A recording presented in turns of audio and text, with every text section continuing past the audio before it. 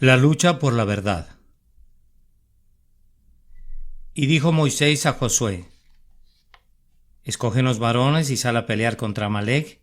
Mañana yo estaré sobre la cumbre del collado y la vara de Dios en mi mano. Éxodo capítulo 17, versículo 19. Los hijos de Israel fueron sacados de Egipto con mano alzada y brazo fuerte. Fueron conducidos al vasto desierto ululante donde habían muy escasas moradas permanentes de hombres. Por algún tiempo prosiguieron su marcha en la soledad, descubriendo pozos y algunos otros rastros de poblaciones nómadas, pero sin encontrar a nadie que turbara esa soledad. Pero da la impresión que entonces como ahora había tribus errantes que como los beduinos árabes vagaban por aquí y por allá a través de toda la región en la que se encontraban los hijos de Israel en aquel momento. Esa gente, excitada por la esperanza de un botín, cayó súbitamente sobre la retaguardia de los hijos de Israel. Hiriendo muy cobardemente a las filas postreras de sus huestes, se apropiaron del botín y se batieron velozmente en retirada. Cobrando fuerza y valor por ese exitoso despojo, se atrevieron luego a atacar al ejército de Israel en pleno, que en aquel tiempo debe haber constado de 2 o 3 millones de almas, que fueron sacadas fuera de Egipto y alimentadas milagrosamente en el desierto. Esta vez, Israel no fue sorprendido, pues Moisés había dicho a Josué: Escógenos varones y sal a pelear contra Amalec. Mañana yo estaré sobre la cumbre del collado y la vara de Dios en mi mano. Suplicando a Dios para que cada golpe dado con la espada fuera doblemente eficaz con la poderosa ayuda de Dios. Se nos informa que lograron una gran victoria. Los amalecitas fueron derrotados y por causa de su inmotivado ataque contra los hijos de Israel, fueron condenados al exterminio. Encontramos que está escrito así: Escribe esto para memoria en un libro y di a Josué que raeré del todo la memoria de Amalec de debajo del cielo. Y Moisés edificó un altar y llamó su nombre Jehová Nisi. Y dijo: Por cuanto la mano de Amalec se levantó contra el trono de Jehová, Jehová tendrá guerra con Amalec de generación en generación. Ahora, amados, esta escena de guerra no está registrada en la Escritura como una circunstancia interesante para divertir al amante de la historia, sino que está escrita para nuestra edificación. Recordamos el texto que dice: porque las cosas que se escribieron antes para nuestra enseñanza se escribieron. Hay una enseñanza que se debe sacar de esto y nosotros la consideramos una enseñanza especial, pues le agradó a Dios que este fuera el primer texto comandado por la autoridad divina como un registro para las generaciones venideras.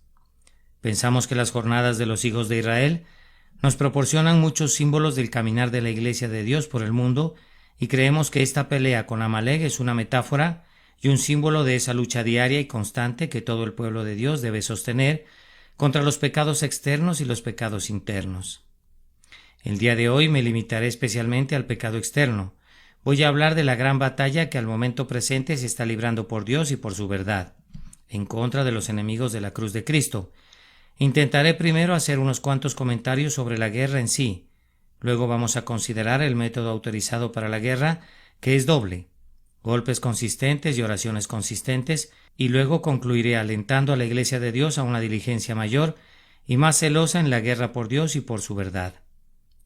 Entonces, en primer lugar, haremos unos comentarios sobre la gran guerra que está tipificada por la lucha entre los hijos de Israel y Amalec. Primero, noten que esta cruzada, esta lucha sagrada, esta guerra santa de la que hablo, no es contra hombres, sino contra Satanás y contra el error. No tenemos lucha contra sangre y carne. Los cristianos no están en guerra contra ningún hombre que camina sobre la tierra. Estamos en guerra contra la infidelidad, pero a los infieles los amamos y oramos por ellos. Estamos en guerra contra cualquier herejía, pero no tenemos enemistad contra los herejes. Nos oponemos y declaramos la guerra a muerte con todo lo que se oponga a Dios y a su verdad, pero en relación a todo hombre procuraremos practicar la santa máxima: amad a vuestros enemigos, haced bien a los que os aborrecen. El soldado cristiano no tiene ni pistola ni espada, pues no pelea con hombres. Es contra las huestes espirituales de maldad en las regiones celestes que combate, y contra otros principados y potestades diferentes de los que se sientan en los tronos con cetros en sus manos. He observado, sin embargo, que algunos cristianos, y es un sentimiento al cual estamos inclinados todos, son muy propensos a convertir la guerra de Cristo en una lucha de carne y sangre, en vez de que sea una contienda contra el terror y la maldad espirituales. ¿Acaso no han notado nunca en las controversias religiosas cómo los hombres riñen entre sí y hacen alusiones personales y se insultan mutuamente? ¿Qué es eso sino la consecuencia de olvidar que es la guerra de Cristo? No estamos luchando contra los hombres, estamos peleando en favor de los hombres más bien que contra ellos. Estamos combatiendo por Dios y su verdad en contra del error y en contra del pecado, mas no en contra de los hombres. No toquen a las personas de los hombres, sino hieran su pecado con corazón decidido y brazo fuerte. Maten a los pequeños y a los grandes, que no sobrevivan nada que sea contra Dios y su verdad, pero no tenemos guerra contra las personas de los pobres hombres equivocados. Odiamos a Roma de la misma manera que aborrecemos el infierno, pero oramos siempre por sus fervientes partidarios. Denunciamos con fiereza la idolatría y a la infidelidad, pero los hombres que se degradan con cualquiera de ellas no son objeto de nuestra ira, sino de nuestra piedad. No peleamos contra hombres, sino contra las cosas que consideramos falsas delante de Dios. Debemos hacer siempre esa distinción, pues de lo contrario el conflicto con la Iglesia de Cristo será degradado a una simple batalla de fuerza bruta y de ropa ensangrentada, y así el mundo será otra vez Acéldama, un campo de sangre. Este error es el que ha atado a los mártires a la hoguera y ha arrojado a los confesores a la prisión, porque sus oponentes no podían distinguir entre el error imaginario y el hombre. Al tiempo que hablaban con vigor contra el pretendido error, en su intolerancia sentían que debían también perseguir al hombre, cosa que no necesitaban hacer ni debían hacer. Nunca tendré miedo de expresar lo que pienso, utilizando todas las palabras más sencillas que pueda juntar, y no temo decir cosas duras contra el diablo, ni contra lo que el diablo enseña, pero soy amigo de todo habitante de este ancho mundo, y no tengo enemistad con nadie ni por un momento, como no podría tenerla con un bebé que acaba de ser traído a este mundo. Debemos odiar al error, debemos aborrecer la falsedad, pero no debemos odiar a los hombres, pues la guerra de Dios es contra el pecado. Que Dios nos ayude siempre a hacer esa distinción. Pero ahora observemos que la guerra que hace el cristiano, y podemos decirlo para alentarlo, es una guerra muy justa. En cualquier otro conflicto en que los hombres hayan participado han habido dos opiniones. Algunos han opinado que la guerra era justa y otros han dicho que era injusta. Pero en relación a la guerra sagrada en la que han estado involucrados todos los creyentes, ha habido una sola opinión entre los hombres de mente recta. Cuando el antiguo sacerdote estimulaba a los cruzados a la guerra, les hacía gritar Deus vul, es la voluntad de Dios, y nosotros podemos decir lo mismo con mayor razón. Una guerra en contra de la falsedad, una guerra en contra del pecado, es una guerra de Dios. Es una guerra estimulante para cualquier cristiano, pues está muy seguro que cuenta con el sello de la aprobación de Dios cuando va a la guerra contra los enemigos de Dios. Amados, no dudamos de ninguna manera que cuando alzamos nuestras voces como una trompeta en contra del pecado, nuestra guerra es justificada por las leyes eternas de la justicia. Que todas las guerras tuvieran una causa tan justa y verdadera como la guerra que Dios peleó con Amalek contra el pecado en el mundo. Recordemos además que es una guerra de suma importancia. Se grita a veces en otras guerras: ingleses, luchen por lo que les pertenece y por sus hogares, por sus esposas y por sus hijos, combatan y repelan al enemigo. Pero esta guerra no es meramente por proteger nuestras pertenencias y nuestros hogares, nuestras esposas y nuestros hijos, sino que es por algo más que todo eso. No es contra quienes matan el cuerpo y después nada más puedan hacer, sino que es una lucha por las almas, por la eternidad, contra quienes quieren arrojar al hombre a la perdición eterna.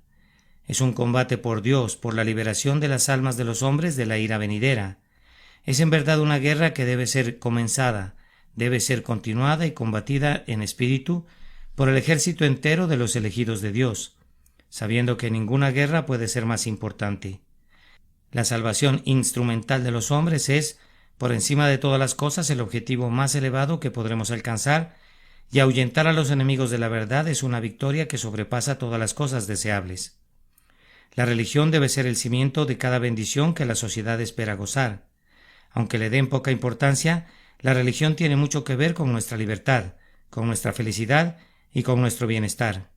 Inglaterra no hubiera sido lo que ahora es si no hubiese sido por su religión, y en aquella hora en la que abandone a su Dios, su gloria habrá caído y en sus estándares se escribirá Aikabod. En aquel día, cuando el Evangelio fuere silenciado, cuando nuestros ministros dejaran de predicar, cuando la Biblia fuera encadenada, en aquel día, Dios quiera que nunca suceda, en aquel día Inglaterra podría contarse entre los muertos, pues habría caído, puesto que Dios la habría abandonado, viendo que ha desechado su alianza con él. Cristianos, en esta pelea por la justicia ustedes están combatiendo por su nación, por sus libertades, por su felicidad y su paz, pues a menos que se mantenga la religión del cielo, todo ello en verdad será destruido. A continuación, reflexionemos en que en esta gran guerra por Dios y por Cristo estamos peleando con enemigos insidiosos y muy poderosos.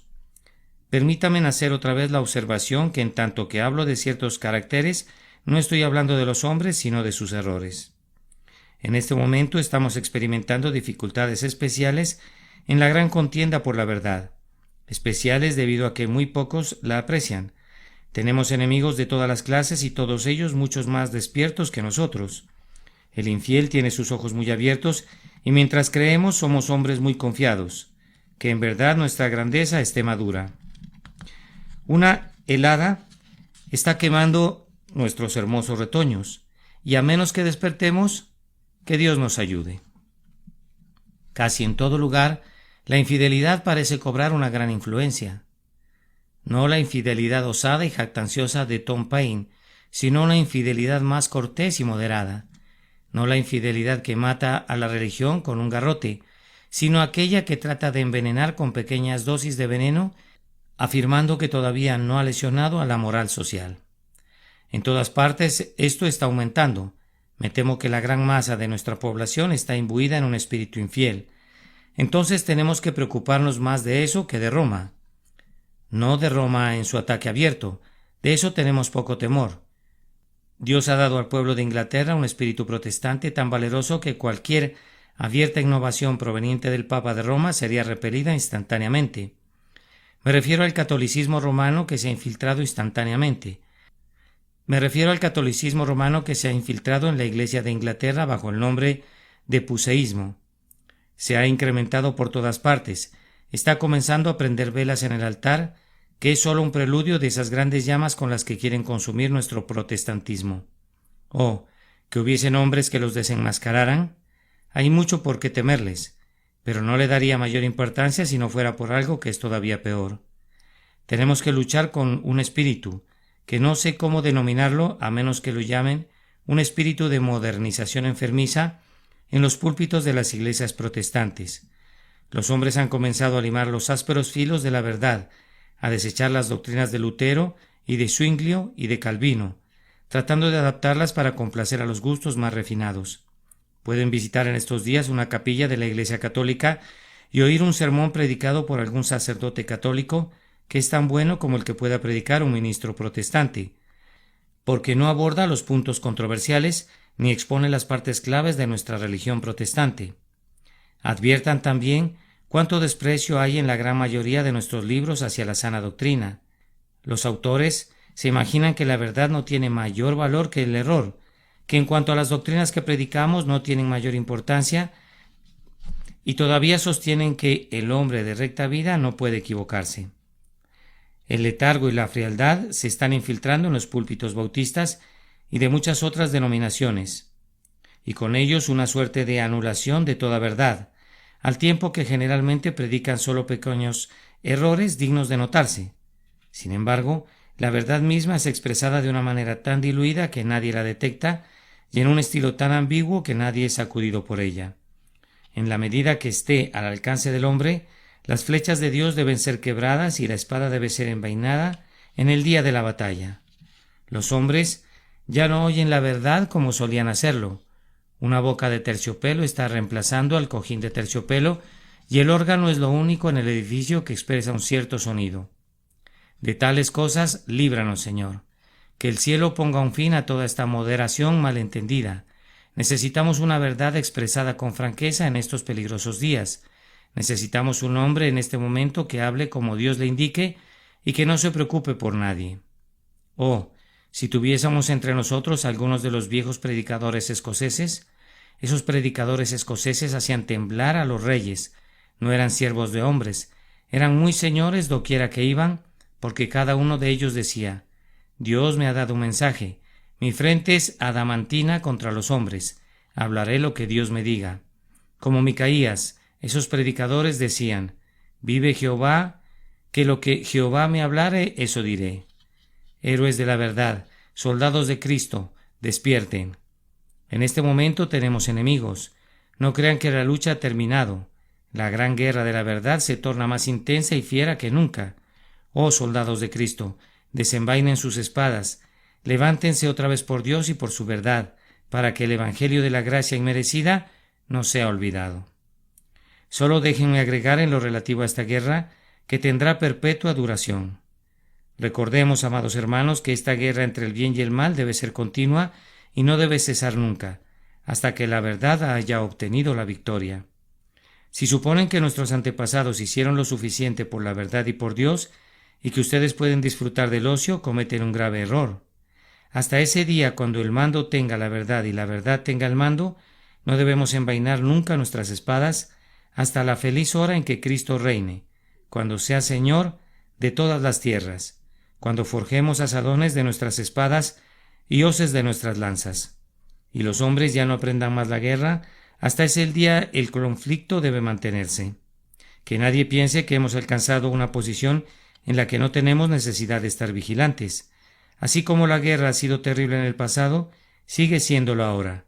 Aunque de otra manera, ahora no tenemos necesidad de resistir hasta la muerte en nuestra lucha con el pecado, pero tenemos necesidad de un poder de resistencia tan firme como el que poseyeron los mártires y confesores en los días del pasado. Hermanos, tenemos que despertar. El ejército debe estar presto. Los soldados del Señor deben despertar a una conciencia de su posición. Ahora, tocamos la trompeta. Apresúrense en la batalla, soldados amodorrados. Arriba, arriba, arriba. Sus estandartes deben ondear y sus espadas deben ser desenvainadas. Es un día de lucha, un día de guerra y de contienda. Sin embargo, no puedo concluir esta sección de mi sermón sin señalar que no es meramente el error en la religión lo que debemos combatir, sino el error en la práctica. Oh amados, este mundo es un mundo perverso todavía y Londres es todavía una ciudad abominable. Tenemos un hermoso lustre por doquier, un hermoso exterior, pero hay en sus partes ocultas el pecado aún domina. Esta es la gran ciudad de las falsas apariencias, la lucida casa de la impostura, el hogar inmundo de la corrupción. Nuestras calles están bordeadas de bellas casas, pero ¿qué encontramos en su interior? ¿Qué encontramos allí en las entrañas de nuestra ciudad? Londres es un culpable colosal, es un pecador monstruoso y por todos lados hay quienes viven en los más repugnantes vicios y sin embargo prosiguen su carrera sin freno y sin reproche, pues es de mal gusto señalar a los hombres sus pecados, además de que son muy pocos los que tienen el espíritu de hablar claramente contra los pecados de los hombres. Cuando consideramos la presencia del libertinaje femenino que cuenta entre sus adeptos a decenas de miles, ¿acaso no somos conducidos a concluir que el mismo pecado debe ser muy común entre los hombres? Y qué terrible que tengamos que expresar esto. Y los hombres que engañan y seducen a las pobres desventuradas mujeres ¿no son admitidos en la sociedad como personas respetables y morales? ¿Qué es esto sino abominable hipocresía? En Londres somos más pecadores que lo que muchos suponen. Todo está encubierto. Pero no crean que pueden engañar a Dios de esta manera. El pecado merodea a un hórrido ritmo por la tierra. La iniquidad todavía recorre nuestras calles, disfrazada, es cierto, no como pecado abierto, pero muy ofensiva para Dios y para los hombres buenos. Oh, hermanos míos, el mundo no es bueno todavía. Tiene una película protectora, pero en todo momento la repugnante enfermedad acecha por dentro. Otra vez les digo, levántese en armas, soldados de Cristo. La guerra contra el pecado no ha terminado, a duras penas ha comenzado. Pero ahora, en segundo lugar, tenemos que advertir brevemente los medios establecidos para la guerra. Cuando Amalek salió contra Israel, Dios estableció 2 medios para combatirlos. Si hubiese querido, habría podido enviar un viento para ahuyentarlos, o habría podido acabar con sus ejércitos mediante la ráfaga de la plaga, pero no le agradó hacerlo de esa manera, pues hubiera otorgado el honor al esfuerzo humano, y por eso dijo a Josué: escógenos varones y sal a pelear contra Amalec. Es cierto que con la fortaleza de Dios Josué pudo haber vencido al enemigo, pero Dios dice: a la vez que honro el esfuerzo humano, aún así haré comprender a los hombres que Dios lo hace todo. Moisés, sube a la cumbre del Cayado, permanece allí en oración, sostén en alto tu vara, y mientras los soldados de Josué se apresuran a la batalla, Moisés intercederá, y ustedes obtendrán un triunfo conjunto. Tu oración, oh Moisés, sin la espada de Josué no prosperará, y la espada de Josué sin la vara de Moisés no será eficaz. Las dos formas de combatir contra el pecado son estas: golpes consistentes y oraciones consistentes. Primero, la Iglesia debe emplear golpes fuertes y batalla encarnizada en contra del pecado. De nada servirá que se encierren en sus casas y le pidan a Dios que detenga el pecado, a menos que vayan y hagan algo ustedes mismos. Si oran hasta quedarse mudos, nunca tendrán una bendición, a menos que se involucren ustedes mismos. El agricultor ora por su cosecha. ¿Podría obtenerla si no ha arado y no ha sembrado luego su semilla? El guerrero ora por la victoria, pero si sus soldados se quedan tranquilos y permiten que les disparen, ¿obtendrían algún triunfo? No. Debe haber un activo ejercicio del poder otorgado por Dios, pues la oración sin ese ejercicio no aprovecharía en nada. Entonces, hermanos y hermanas, que cada uno de nosotros en nuestras respectivas esferas aseste duros golpes en contra del enemigo. Esta es una lucha en la que cada uno de los miembros del pueblo del Señor puede hacer algo. Los que cojean apoyados en muletas pueden usarlas como armas de guerra, así como los hombres fuertes pueden blandir sus espadas. Cada uno de nosotros tiene una tarea que le ha sido asignada. Si somos de los elegidos de Dios, procuremos cumplirla. Tú distribuyes folletos, prosigue con tu tarea, hazla con entrega. Tú eres un maestro de la escuela dominical, prosigue, no te detengas en esa bendita obra, hazla como para Dios y no como para el hombre. Tú eres un predicador, predica conforme a la habilidad que Dios te da, y ten siempre presente que Él no requiere más de un hombre de lo que Él mismo le ha dado. Por tanto, no te desanimes si tienes poco éxito. Prosigue con tu trabajo. ¿Eres como Zabulón, alguien que puede manejar la pluma? Manéjala con sabiduría y con ella podrás herir los lomos de los reyes. Y si no puedes hacer gran cosa, al menos pásales las municiones a los otros y puedes ser de ayuda en sus obras de fe y en sus labores de amor. Hagamos todos algo por Cristo. No podría creer que haya un cristiano en el mundo que no pueda hacer algo. No hay ninguna araña que se cuelgue de las paredes del palacio del rey que no tenga una función. No hay ninguna ortiga que crezca en un rincón del cementerio que no tenga su propósito. No hay ningún insecto que bata sus alas en la brisa que no cumpla con algún decreto divino. Y yo no podría aceptar que Dios haya creado a algún hombre, especialmente a algún hombre cristiano, para que fuera un vacío, para que no fuera nada. Él te hizo con un propósito. Descubre cuál es ese propósito. Encuentra tu nicho y llénalo. Aunque sea muy pequeño, aunque sea cortar tu leña o sacar tu agua, haz algo en esta gran batalla por Dios y por la verdad. Josué debe salir y escoger varones. Me parece verlo, da la impresión que era un hombre de guerra desde su juventud. Pero entre qué mezcolanza tenía que elegir. Vamos, ellos eran un conjunto de esclavos, no habían visto una espada nunca en sus vidas, excepto en las manos de los egipcios. Eran unas criaturas pobres y miserables. Fueron unos cobardes cuando vieron a sus viejos enemigos en el Mar Rojo, y ahora sus armas eran aquellas que el propio Mar Rojo había arrojado de sus entrañas, y sus uniformes respondían a todas las descripciones posibles sobre la tierra. Josué, sin embargo, escoge a los más fuertes de ellos y les dice: vengan conmigo. Era de verdad, como uno lo llamaría, un regimiento harapiento, con el cual se presentó a la lucha, y sin embargo ese regimiento harapiento salió victorioso. Josué ganó el combate contra los amalecitas, gente que poseía un entrenamiento para llevar una vida de rapiña. Entonces, ustedes, hijos de Dios, es posible que sepan muy poco de las tácticas de guerra, y sus enemigos podrían derrotarlos en cuanto a los argumentos y aniquilarlos en manera de lógica, pero si son hijos de Dios, los que están con ustedes son más que suficientes para luchar con los enemigos. Vivirán para verlos tendidos, muertos en el campo de batalla. Solo pelea con fe en Dios y saldrás victorioso. Pero esto no es todo. Josué podría haber peleado, pero pudo haber sido derrotado si no hubiese sido por Moisés en la cumbre del collado. Ambos eran necesarios. ¿No ves la batalla? No es de grandes proporciones, pero aún así es digna de toda tu atención. Allá están los amalecitas lanzándose a la guerra con gritos discordantes. Mira, Israel. Los está repeliendo y Amalec huye. ¿Pero qué es lo que veo? Ahora Israel retrocede y huye. Ahora de nuevo se reaniman y ahuyentan a Amalec. Miren, son despedazados por la espada de Josué y el poderoso Amalec se abate como el grano bajo la hoz del segador. Las hordas de Amalec se están extinguiendo, pero otra vez la batalla fluctúa. Josué huye, pero nuevamente reanima a sus tropas. ¿Y acaso no han observado el fenómeno milagroso? Allá en la cumbre del collado está Moisés. Observarán que cuando sus brazos estaban extendidos, Israel derrotaba a Amalec, pero en el instante en que por el cansancio bajaba sus manos, entonces Amalec tenía una victoria temporal, y cuando de nuevo alzaba su vara, Israel dispersaba al enemigo. Cada vez que la mano de la oración caía, la victoria fluctuaba entre los combatientes. Ven al venerable intercesor, Moisés, siendo un hombre de avanzada edad, se cansa de permanecer de pie, así tantas horas.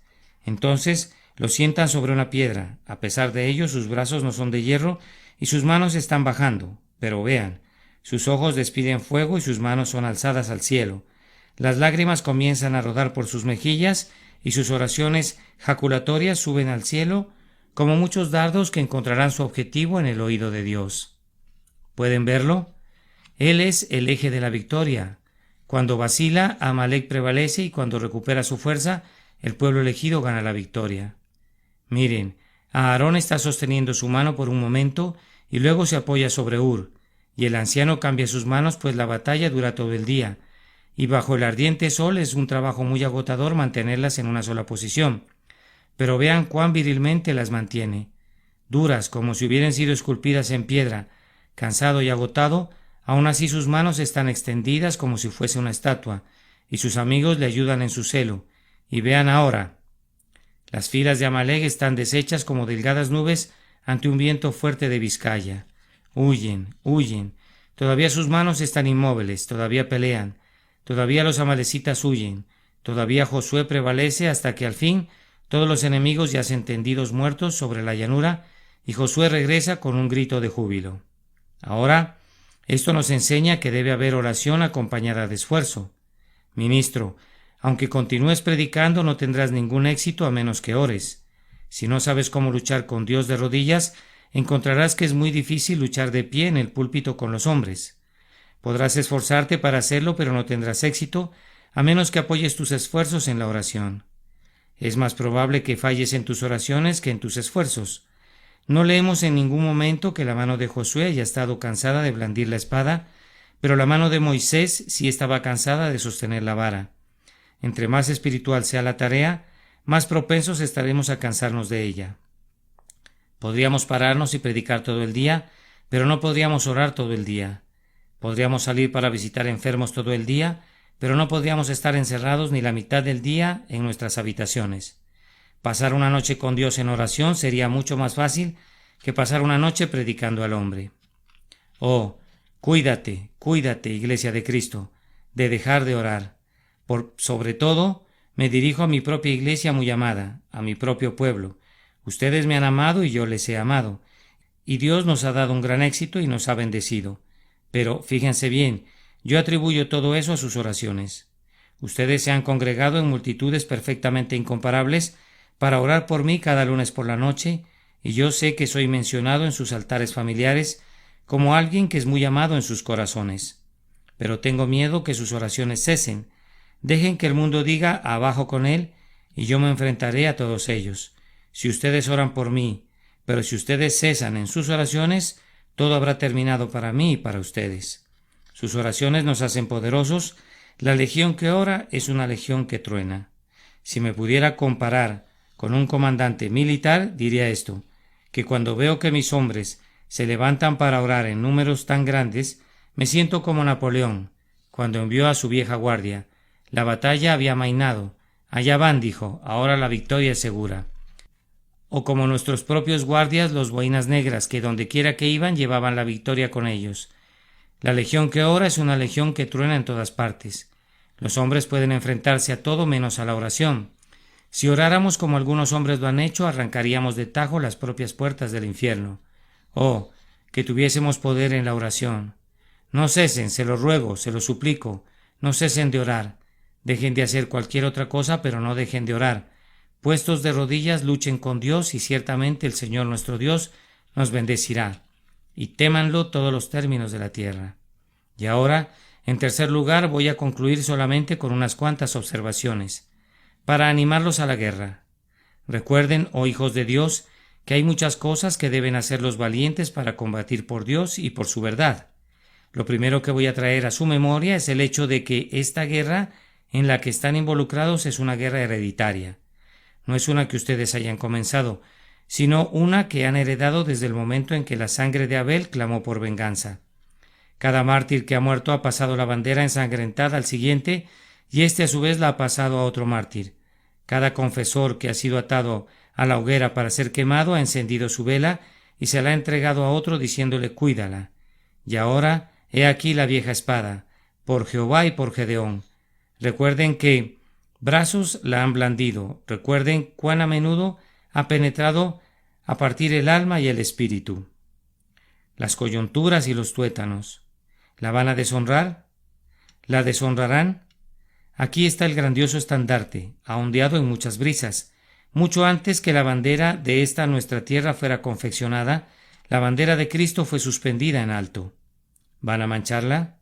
¿La mancharán? ¿No la entregarán a sus hijos todavía inmaculada diciendo, prosigan, prosigan, les dejamos la herencia de guerra, prosigan, prosigan y venzan? Lo que hicieron sus padres, háganlo ustedes otra vez. Todavía sostengan la lucha hasta el final de los tiempos. Yo amo mi Biblia porque es una Biblia bautizada con sangre. La amo todavía más porque muestra la sangre de Tyndale. La amo porque está teñida de la sangre de John Bradford y Rowland Taylor y Hooper. La amo porque está manchada de sangre.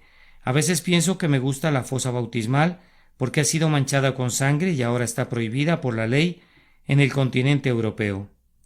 La amo porque veo en ella la sangre de hombres y mujeres que fueron martirizados porque amaron la verdad. ¿Acaso no defenderán el estandarte de la verdad después que tan ilustre linaje de guerreros lo ha sostenido en sus manos? Quisiera haber podido dirigirme a ustedes como habría deseado, pero mi voz me falla. Por tanto, no puedo exhortarlos exceptuando una consideración que es la perspectiva de la victoria final. Es cierto que antes de que pase mucho tiempo triunfaremos, por tanto no renunciemos a la lucha. Me ha dado mucha satisfacción oír que últimamente ha habido un avivamiento en las filas de la Iglesia de Cristo. Por aquí y por allá oigo que se están levantando grandes evangelistas. Algunos me han preguntado, cuando se han mencionado sus nombres, ¿qué puedes comentar? Mi respuesta es, ojalá todo el pueblo de Jehová fuese profeta. Oh, que Dios envíe miles y miles de hombres que reúnan multitudes para oír su palabra. Yo quisiera que llegue el día en que cada iglesia y cada capilla de Inglaterra estuviesen tan llenas de almas como esta, y que fueran tan grandes como esta. Pienso que en verdad las iglesias están teniendo un avivamiento, pero si no es así, la victoria es todavía segura. Dios conseguirá la victoria, Jehová triunfará. Satanás podrá soñar que él triunfará, pero no lo hará. Por tanto, hombres y hermanos, marchemos a la victoria, que la corona que está delante de ustedes les anime para el combate, hasta obtener la victoria y adelante, adelante, adelante, pues Dios es por ustedes. Recuerden al grandioso intercesor. Cristo está en la cumbre del collado y mientras ustedes se encuentran en el valle, Él intercede y prevalecerá. Continúen y obtengan la victoria en el nombre de Cristo. No puedo extenderme más, pero debo concluir repitiendo las palabras con las que siempre me gusta terminar mis sermones. El que creyere en el Señor Jesús y fuere bautizado será salvo, mas el que no creyere será condenado. Oh, que crean en Cristo. Oh, que Dios les dé fe para que pongan su confianza en Él. Este es el único camino de salvación. Cree en el Señor Jesucristo y serás salvo. Amén. La lucha por la verdad. Y dijo Moisés a Josué, escógenos varones y sal a pelear contra Amalec mañana yo estaré sobre la cumbre del collado y la vara de Dios en mi mano. Éxodo capítulo 17, versículo 9.